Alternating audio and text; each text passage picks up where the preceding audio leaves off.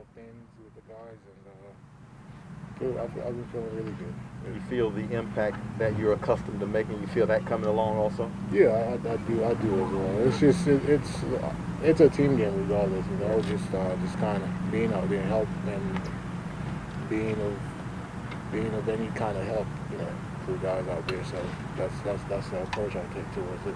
Has there been a singular play that you can think of where you felt like that's me right there? I guess since the first game, I guess. Yeah, it's just getting back in there. I didn't think I had like I didn't think I had a lag or nothing. I felt like I came back pretty good. So.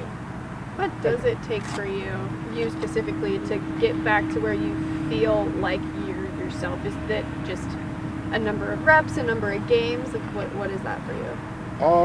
It just depends on. I guess it depends on what the person has been doing leading up to that. Myself, I was trained. I was, you know, I was ready for my return, I guess. Yeah, David, you guys have seen this quarterback, Jalen Hurts. What's different about him than other running quarterbacks, or is there a difference?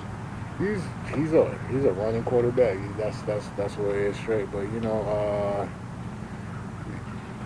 you just gotta. It's one of them guys that go. You gotta try and keep him in the pocket. You know, you know.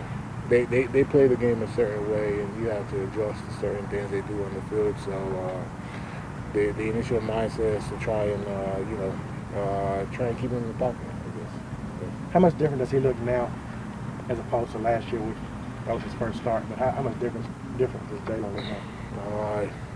He's still doing the same things, you know, like he's still running the ball, still, you know, making plays. So I think it's still the same person. Yeah. That was hard tape to watch back then for y'all. Did you bring it up again this week? Yeah, you know, you just look at certain things and try. Because I think back then you didn't really have nothing to go back on, but now you've got tape and things to look at. So. Maybe you have a lot of confidence just because y'all have done so well in stopping the run anyway. You feel pretty confident in y'all's ability to stop the run. Definitely. That's the number one thing. You gotta be able to stop the run to be able to do the other things on the field. So I think as a group we take pride in that. You know, as a unit we take pride in that, and that's one of the big things. Yeah. As a defensive lineman, how much do you think about like the roughing the passer penalty? It's been a little. To an extent, it's been a little better this year. The 1 year where they implemented the 50% body weight on the quarterback, which I don't know how they came about that, but I think it's been decent this year compared to the 1 year, because I got the rough end of the stick too that 1 year. So. Yeah. Do you think about that, David, when you're out there? I mean, do you have to like think back to when you got penalized? Oh yeah, like it actually it's something to think about, because sometimes there's certain things you don't know how to go about it. Like you implement a rule, but yeah, it's them people, I guess. Yeah. Does it take some of the fun out of it for you? You know, just you can't be too high, you can't be too low, and even when you think you're doing it right, maybe it's not right. It's to an extent, yeah. You know, like you play the game. You go out there playing the game, want to have fun, you know, but certain things they implement, it's all them people up there. So yeah. Getting back to the run defense, why were they able to have some success when so few teams are able to against you guys? You got a running quarterback, and they had a big run play, and that was pretty much it. Yeah, the running back had one play for 90-something yards, I think. So, but leading up to that, I think we did a pretty decent job. Yeah. How much pride do y'all take in your run defense, knowing that, you know, only twice over the past 5 seasons y'all let people go off like that? Yeah, I think that's the fundamental, like that's the foundation, you know. If you're trying to do any other thing, I think you should be like, if you're trying to rush the passer, you gotta stop the run. Like you gotta stop the run, you know, and especially like on second downs and all, like you gotta try and stop the run, you know, get the defense in like third and long situations and things like that, so you could have a better opportunity rushing and passing. That's all. Thank you.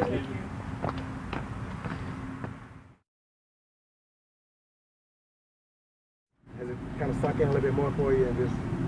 Yeah, I mean, like I said, it's a blessing, a tremendous honor. I'm thankful, but you know, plan on doing a lot more. So I'm thankful for it. I'm appreciative of it. Lots of hard work, dedication, lots of people who helped me accomplish it. But it's just it's one part of the journey, it's one part of the story, and plan to just continue moving, continue going. You said you were ready for the workload. How did you come out of it physically? Yeah, I'm fine, man. It felt great. It's not many times. I don't remember the last time I played that many snaps, but it felt good not to have to look to the sideline after every single play to see if I'm staying in or going out.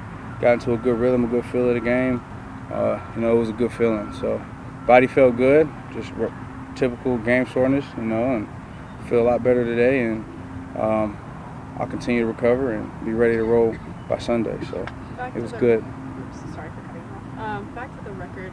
What was the response like when you got around to checking your phone and seeing all the texts and missed calls? Just lots of congratulations, lots of people showing love, and I'm thankful for that. I'm appreciative of that, and yeah, so just lots of love, lots of congratulations, and a lot of love. So I appreciate everyone who has reached out, who congratulated me, and who has showed me love. So that was pretty cool.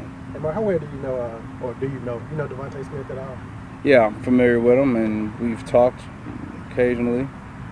What's that brotherhood like, man? Not only Heisman, but the Alabama brotherhood. I mean, what's it I mean, like? Alabama, if you're a Bama boy, it's just love off the rip, kind of all have had similar experiences with Coach Saban, and just being in a winning program, the hard work and dedication it takes to be successful there. And, obviously he won the Heisman.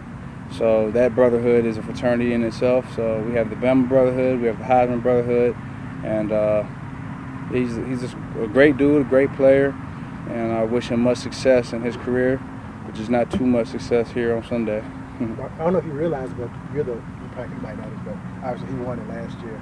But you're the oldest player in the league, the oldest Heisman winner that's still in the league, man.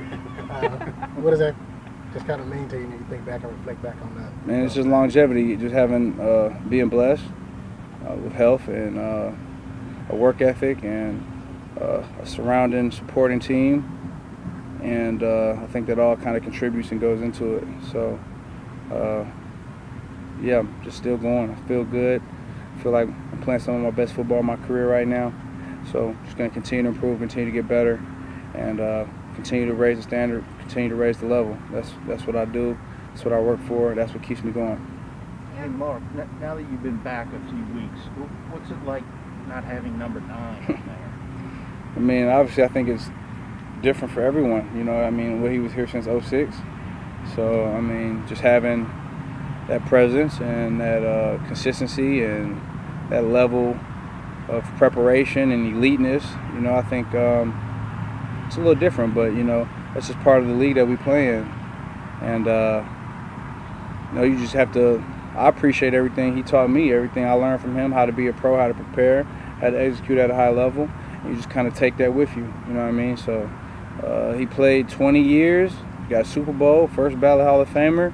He deserves to hang him up, you know what I mean, and enjoy his family and enjoy his life that he's worked so hard for. So that's just part of the league, man. You can't play forever. Everyone's day comes at some point, and he left a legacy here and a standard here, and we're just all trying to continue it. Do you feel like you're one of the guys who can fill in some of those gaps left by his departure as a leader? I just try to be myself. I don't try to do anything other than be myself. So if that's being a leader in my own way, leading by example, sharing with guys my successes, my failures, and how I've got to where I'm at today and how I continue to be better than where I'm at today, that's what I do. I don't try to fill Drew's shoes. Drew is only Drew. and the legacy he had, the leadership he had, that came with him. You know what I mean? So, like I said, I learned a lot from him. I've grown a lot from him as a person and as a pro. But all I can do is be myself. So that's all I try to do. Is it still weird that you have his locker, or is that novelty worn off yet? I mean, it's my locker.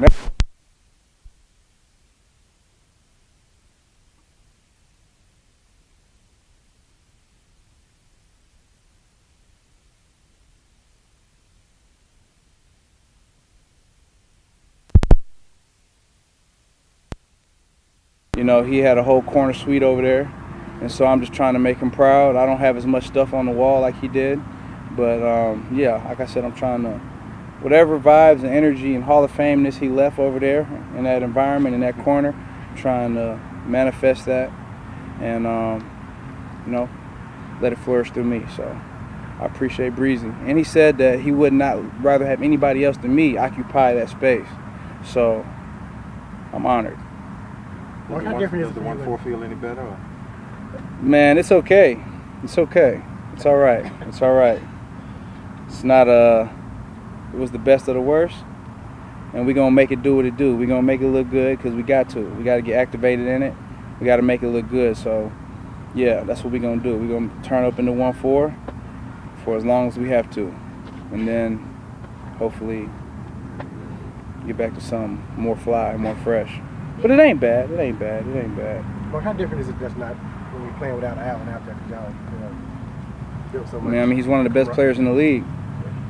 Just his ability to make plays, his ability in the pass catching game, in the running game, and just his presence on the field. You know, a team having to prepare for him, you know, it's significant. You know what I mean? The impact that he brings to a game, the impact that he brings to an offense, the impact that he brings to having the defense have to prepare for him. So, yeah. I mean, just the camaraderie too, though. I mean, just y'all too. Yeah, I mean, that's my guy. You know, we kind of feed off each other. I make a play, he wants to make a play. He makes a play, I want to make a play. We want to help the team win. I think that's just the basics of it. And, yeah, I miss my guy, but, you know, obviously he's working to get as healthy as he can to be able to play. So hopefully he can play. But if not, I'm going to hold it down for him so he can get healthy and we can get back to right where we left off. But, you know, basically we all just trying to be the best version of ourselves so we can get to Sunday, perform at a high level, and help the team win. That's the bottom line, man. That's what we're doing every day. And, yeah, so obviously we want my guy to get healthy, want my guy to be ready to go. But until then, if it's Sunday, if it's any other day, I'm going to hold it down. We all going to hold it down for him. And that's what we're going to do.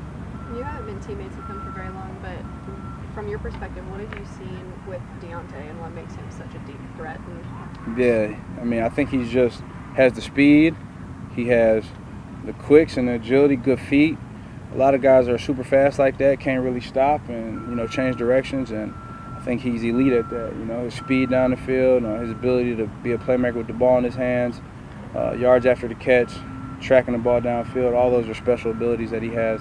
And, you know, I watch from afar, but now being here with him, seeing it every day, that's a special player. And he's going to be a special player in the league for a long time. So I'm a fan. I'm a fan of him. Mark, have you thought much about having this 18-game schedule with no bye for you? Like, you don't get a bye the whole year. Yeah, I don't, but I mean, Sean is doing a great job of just not only taking care of me, but I think the entire team. So that helps. That's beneficial. And it is what it is, man. It is what it is. Got 18 games, no bye. It don't make no difference to me. I'm going to stay on my routine. I'm going to stay recovering. I'm going to play hard, play my butt off, prepare my butt off, and then after the game, start the recovery process. So train myself mentally, physically, emotionally so I can, you know, be best version of myself every single week. You know what I mean? And it's a process, recovering from Monday up until game time on Sunday. And that's just something that I rely on and take pride in, and it always has me ready to go. So just rely on my routine and my preparation, and I'll be fine. I'll be ready to go, and I'm looking forward to it. You know, I get another game to, you know, run up some more yards. So, yeah, we'll look at it like that. That's gonna be an NFL record. I was about to say it's got to be. I mean, yeah, 18 games. Not, right? Yeah, we just, you know, pray to the Lord for health. Pray to the Lord for health, and you know, 18 games. So I'll be the only one. So, yeah. Can you tell from your perspective, I know you haven't played against them in a game, but what makes this Saints run defense so good? They've done it despite a lot of personnel changes, too, over these last 4 or 5 years. I mean, obviously it has to do with some scheme, and it has to do with some want to. It's the mindset. You know, it's a mindset. And when you instill that mindset in the players of your defense, regardless if it's the starters, the 2 deeps, or whoever's in there, there's a mindset, there's a standard that this is not going to happen. You know what I mean? And I think that they've all bought into it. Obviously having great players on the front, great D-line, great linebacking core. That all kind of goes hand in it. You know, DD out there flying around making plays, the whole D-line, Big O, Cam, whoever's on the D-line. And, you know, those guys, they're disciplined, they're physical, and they execute at a high level. And the mindset is that you're not going to be able to run the ball on defense. You're going to have to find something else to do. So I think everybody just buying into that mindset, buying into that mentality, buying into that standard. They've been doing it, you know, two years plus. You know what I mean? So strong defense, and it's nothing but an advantage for us. It's huge when, you know, a defense can go out there. It's challenging when you have a great run-stopping defense. It makes the offense, your game plan, it makes everything more challenging. So I'm glad that they're my defense, and I don't have to go against them every Sunday. Thank you. Mm-hmm. We have Deonte next.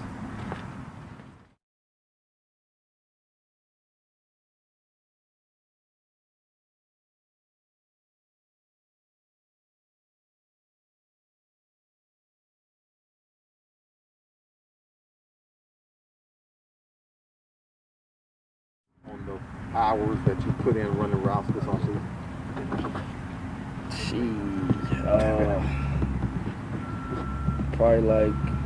I'll probably start training at 7.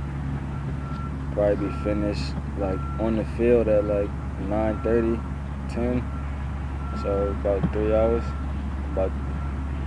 And I work out Monday through Friday, so 15 hours a week. I did that math right? Yeah.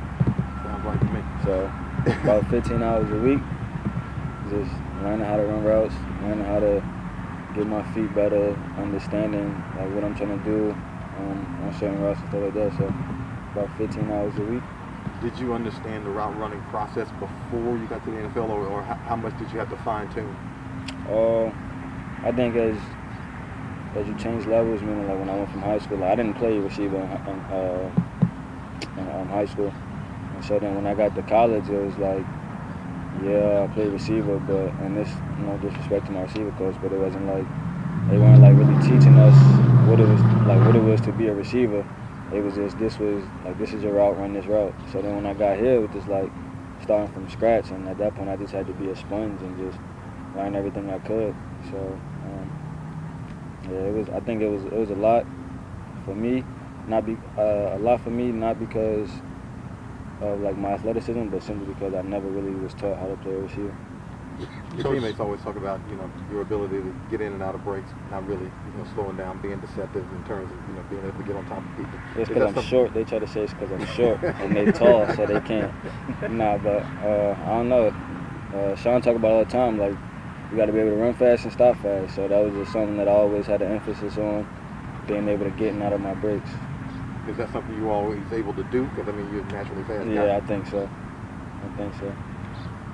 So, like, is the biggest area for growth for you then, like, just kind of like in the details and the nuance and just understanding more and more, like, as you play the position more? Yeah, for sure. Like I said, my athleticism, I think, is what kind of got me in the door, but understanding how to run a route was, like, the biggest thing I had to improve on. Deonte, Trevor said yesterday it was an adjustment for him throwing to you on deep passes because you're so much faster than the average player. Have you sensed that from other quarterbacks over your career, that they don't realize how fast you are until they try and throw you a few balls? To be honest, sometimes I don't really be thinking I'm that fast. To be honest, I still don't think I'm that fast. I think I'm more quick than I am fast. So sometimes I still don't even be believing. But then when they put it up on the screen, like 20-something miles per hour, I'll be like, nah, ain't no way. But I don't know. I had Drew. I don't think it's really a problem for Jameis because he got a big arm, but probably for Drew it's probably a big adjustment. What do you think's made you an effective deep threat, just like outside of speed? Like what goes into becoming a receiver that can stretch the field like that? I think I'm deceptive, so I can kind of like maneuver a certain way to get a DB to think I'm doing something that I'm not. So I think just being deceptive. Did you always? I mean, you said you didn't think of yourself as that fast. At what point did you realize, hey, I can do this in the NFL? Like I can be like a deep threat. I can stretch the field. I can get these DBs out their game. Ted really was the one who was like me and him. Like that was my OG when I got here. So you know, just talking to him, picking his brain, and just listening to him tell me everything that I could do and stuff like that. So my rookie year, like towards the back end of my rookie year, Ted was really the one that was, you know, like really helping me understand like the sky's the limit really for me. And then, you know, just watching guys like the smaller guys in the receiver like Tyreek Hill, like trying to pick up on certain things they do and, you know, just try to imitate the things that they do and stuff like that. So, yeah. Do you feel like you could do more? Do you want more targets? Do you feel like you could do even more than for sure. I'd be lying if I said I didn't. I love this game. And, like, for me, when I'm at practice, every practice rep is a game rep for me. And, you know, I picked up on that when I got here. So, in college, I was kind of, I'm not going to say lazy, but it was like I didn't really have nobody to, like, really, like, we wasn't, like, really, like, we was pushing each other because we were good, but it wasn't, like, what it is here. Like, the culture here is just different. And so, I want the ball as many times as possible. And that's just, I just believe in me and believe in my talent. And I just, you know, just want to help this team in every way possible. Did you and Ted ever race? Nah. Who will win? I don't know. We might got to line up one day. How can you run that fast and not know you're fast and not feel like you're fast? I feel like if I was moving that fast, I'd know. Like sometimes I can feel it, but other times I just be feeling slow. Like I come back and be like, did I look slow? Like I be asking them like, did I look slow? And they be like, nah, you was moving. But I don't know. I just can't feel it sometimes. I just be feeling sluggish sometimes. You don't see like the people around you like you're just blowing by them? Nah, I be feeling like they on my hip. I don't know. Were you always the fastest person, like even growing up? I mean, like. Yeah, but I went. So in high school, I think it was my senior year. We played some prep school. I think it was prep school. And Darnell Savage, he played for the Packers now. I was running down the sideline and he was like chasing me, and he was like way faster than me. So I was like, damn, I wonder what it's like to be like when I get to college. But all my life, I usually was the fastest. But you spun him around like a top in that game, didn't you? Well, I didn't say he was gonna tackle me. He was just fast. He was fast. That had to be one of those moments where like. Yeah, because he was committed to Maryland at one point, and I think Maryland had came in and they saw me and it was just like I'm too small to play Division I football, so it was just like, yeah, I got him committed, and so it was, he was fast though. Do you think like knowing what you can do and how you can get away from defenders quickly, like do you think teams struggle how to defend you in terms of like giving you too much cushion or not giving you enough, or kind of figuring out? I know, like just working out in the off season and like talking to DBs, they kind of hate like those shorter, faster guys because they just used to people that's 5'11" or plus, big bodies that they can get hands on. So I think it's a hard adjustment for them to have to cover somebody that's, you know, fast and short. Is that fun for you, just like messing with those guys? Yeah, but sometimes their arms be too long, so it's like they might get me every once in a while and I can't get off. So I just be trying to keep as much separation as possible. Appreciate y'all. Yep.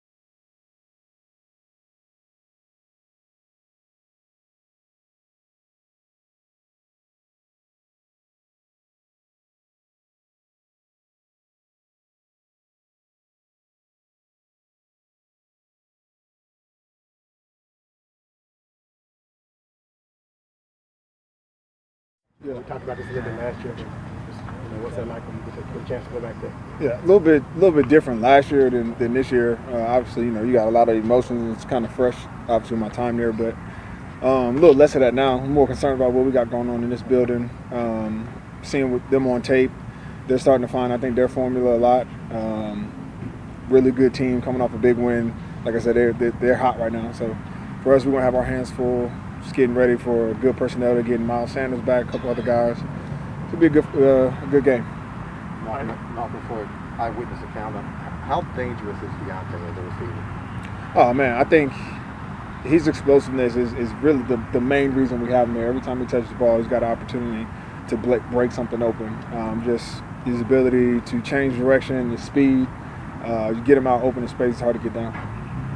Is that rare for him? Like his ability to kind of like stop and go and change direction? Would you call it? Is that fair? Is that a fair word to use? Yeah, I think it's not many, especially for his size. I think, through my career, you look at other people. I think of like Darren Sproles is somebody who, had that build and that ability to stop and accelerate, to change direction, and who's, smaller bodies actually makes it harder to be able to get a piece of him. Obviously, makes a lot of plays for us. It's obvious, but why is it so hard to stop, when you have a running quarterback, and then that also makes the running backs more effective? Yeah, whenever your quarterback runs the ball, you now have to use all 11 defenders in order to stop it. It's just simple math, right? Usually the quarterback's not part of the run game, so you're always playing defense with 11 on 10. But all of a sudden, the quarterback's running, now you have to account for him, and that it's 11 on 11, which changes coverage. So you got to decide, do you want to play single high, split safety? Do you want to go zero across the board, where you're better in the run, but you're more vulnerable against the pass? He's not somebody who can't throw the ball. So it just creates a lot of a unique dynamic to add that third element of quarterback runs to their menu. But, we've played against quarterbacks that can scramble. We watched the tape last year. It hurt us, the quarterback scramble, when we played them last year. So it's going to be a huge emphasis. Not going to be able to stop them from doing it. It's a big part of their game plan, but we got to be able to mitigate the big plays. And why are the Saints so good at run defense consistently, even though you guys have changed out personnel so much over 4 or 5 years? Actually, that's all up to the front. We watch us on tape. We don't play, a ton of down safety defense. A lot of it's split safety. And so when we're as good against the run as we are with a light box, it's pretty unusual. So you got to give that up to the way that our front plays, the way our linebackers play, because it's really about them. Man, what are your early impressions of Devonte Smith? He's one of those guys that I think he's just competitive. That's the biggest thing that I see off the tape immediately is just, smaller guy, shifty but crafty route runner, catches the ball in traffic and contested catches, and I think he's the spark in that offense. They seem to rally around him and get going when he's making a couple plays. So he's just one of those guys, we're going to have to – he's their big play guy. We're going to have to take him out or at least minimize the big plays that he has on Sunday. Can you just tell us what you're doing with the NFT and how you got involved with that? Oh, yeah. So, launched 3 NFTs today. My collection is called A Minted Legacy. Really been working on it for a while now, probably since back in like February, March. Put a lot of thought into just, I wanted to get into the NFT space, the blockchain technology, but I didn't just want to slap my name on something and throw it out there. Really wanted to be intentional about bringing art and pieces of myself that fans don't all the time, get access to. So it's, some of my favorite moments from my time in Philadelphia. It's a lot of personal kind of photography and movement and moments that I thought, were part of kind of my legacy there. Being those moments right before a game on during the national anthem, like what's going on in my mind, what's going on, what are the things that motivate me, a couple plays from the Super Bowl, and then just a card that really just cements the fact that we were able to bring Philadelphia its first championship. So it's really the first collection of probably many that I'll put out, but it's right now it's live on not on OpenSea, but crypto.com for auction. So yeah, hopefully people rock with it. kind of alluded to it when the team's kind of stressing you with the run, with the quarterback run. Like, how worried do you have to be about getting hit over the top with that sort of stuff? Just like getting drawn in. And yeah, I think for deep defenders like myself or Marcus, you can't allow a 10-yard run by the quarterback to all of a sudden to get you to creep up or get impatient on the back end, because then they do take shots down the field and they time them up well. Where it's run, and then as soon as you start to creep up, big time shot down the field. So that's just going to come down to myself, to Marcus having the patience to just deal with a run here or there. As long as we get them down, it's not a problem. But not sacrificing the coverage end of it, because we feel good about our ability to get off the field if a team has to dink and dunk and run all the way 80 yards. But the fastest way that they can get obviously is a big play. So we'll bet on our ability to execute over the long run of a drive and keep the ball in front of us. Malcolm, y'all lost 2 games in a row. Either one could have been changed by 1 or 2 plays. Mm-hmm. But you feel like that's last 2 weeks are kind of uncharacteristic of you guys, and is that an emphasis this week to get back to what y'all have been? No, I think to your point, when you look at the tape and you say, we actually played those games how we needed to play them, 1 or 2 plays didn't go our way and we didn't get the result that we want, then we're not being out of characteristic. We actually played those games exactly how we needed to play them. And didn't make 1 or 2 plays. So it's just really about how, emphasizing that's the difference between winning and losing for our team. It's just those 1 or 2 plays of executing. And if that's the difference, then we're this close to being where we want to be. And I think that's the message: trusting the process, trusting where we are. Obviously, making all of the plays that we can make. But we're playing good teams, and it's a competitive league. They're going to make plays. We're going to make plays.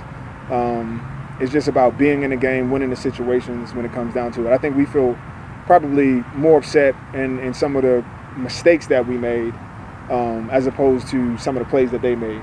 So we eliminate our own mental mistakes, then we're right where we want to be. Would you say that this is one of the tougher venues to play at? I think so, especially when that team is rolling. It's their team. You let them hang around.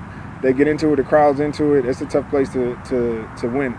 And that's a team that loves to fight. They love being, doubted, and they're a scrappy group, can run the ball, can control the game. And like I said, once the crowd gets into it, it's a hard place to shift momentum. Did that crowd go easy on you at all last year, or you were in? Well, they won, so but I didn't have much leverage to stand on.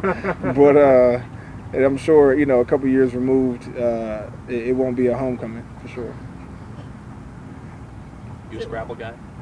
No, I'm a Words with Friends type of guy. No, Scrapple. Scrapple? What is that? Isn't that like a Philly thing? Aren't you from the Philly area? No, I'm from Jersey. I know what you're talking about. No, I'm not a Scrapple guy. I thought you said Scrapple for a second. I was like, I like how you answered that as if it was a perfectly normal question. I'm just like, you never know. No, actually, I prefer Words with Friends. That is far from the weirdest question he's gotten over there. All I prefer good. Words with Friends to Scrapple, too. All good? Thanks, All right, no problem. I was going to ask you about Wawa, but